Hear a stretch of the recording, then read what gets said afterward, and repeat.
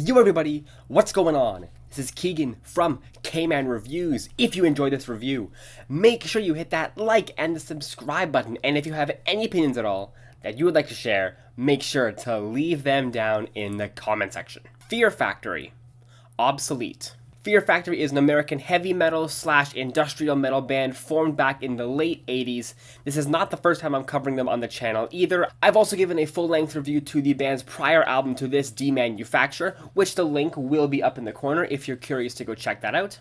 And we're back yet again to talk about the band's third album this time, Obsolete, released in 1998. In contrast to Demanufacture's loose concept, Obsolete is a proper concept album, telling the story of a relatively distant future nowadays, 2076, where technology and machinery have taken over mankind, in which humanity has become obsolete and too reliant on technology. So with all that out of the way, let's dive in. What are my thoughts on Obsolete? Let's find out as I review it, track by track. We will start with the singles, with there only being one that was pre-released, with that being the opener Shock, that kicks off with these brief ambient gusts before getting into this really invigorating stop and start rhythm that only gets more intense with the inclusion of these denser, sludgier riffs and Burton's excellent growled vocals for the verses. That particular rhythm doesn't really change that much outside of the chorus, which is rather clean with nice singing, but a bit more of a rush in the amped up percussion. For a nearly 5-minute track with no real addition in structure, it's really well paced and immaculately performed. Lyrically, we start to see the concept take place as we're introduced to the protagonist who vows to usurp the technological overlords that rule over mankind. Really nice way to start the record. Now for the rest of the tracks.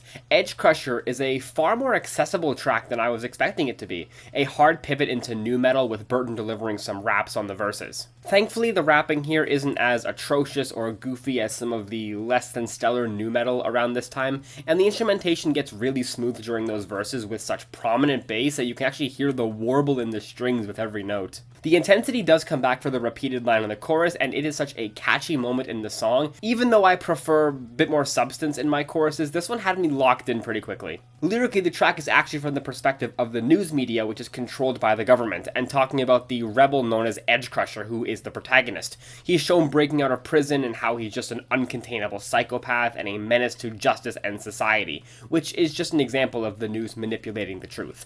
Brilliant song, easily one of my favorites. Smasher / Devourer instantly captivates me with a bit more of a groove metal vibe.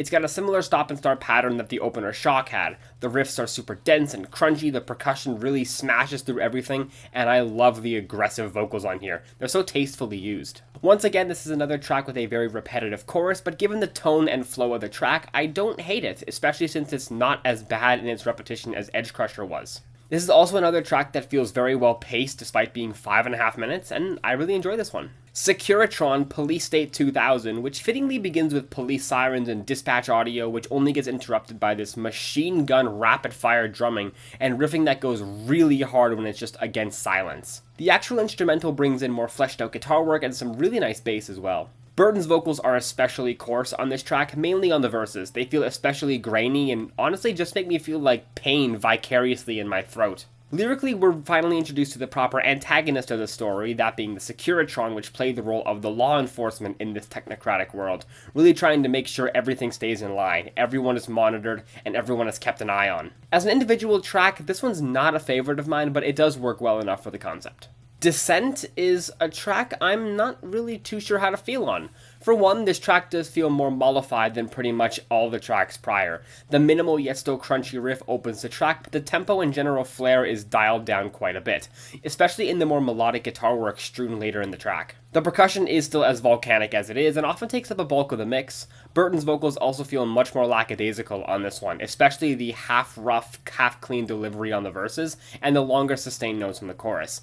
It's way more of a vibe song than an outright headbanger, and I think it's that come down in the context of the full record that makes this one fall a little bit short for me. Keep in mind, I am not calling this track bad, but I just think compared to the other tracks earlier and later in the album, this is not one I'm going to be chomping at the bit to revisit.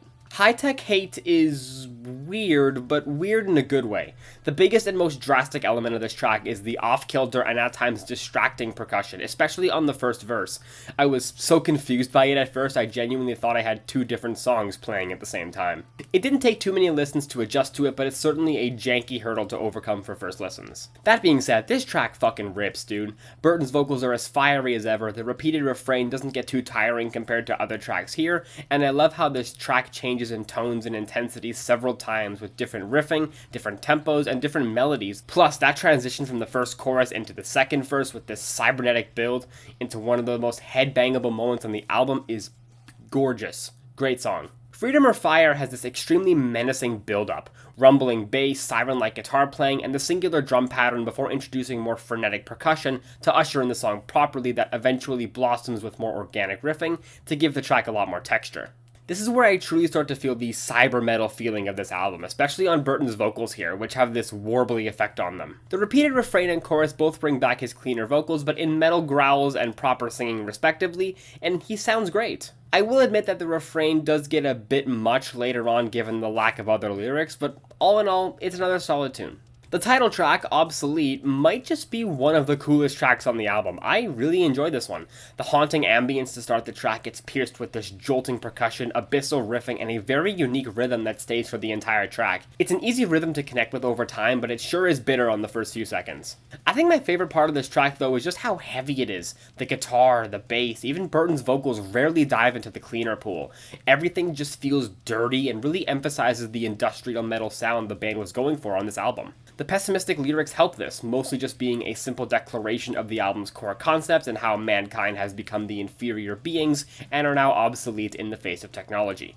Definitely a highlight and one of my favorites overall. Resurrection, the longest track on the album at 6.5 minutes, and this one starts off really slow, with an ambient, shoegazy passage with warm washes of synth that create a lovely, spacious atmosphere.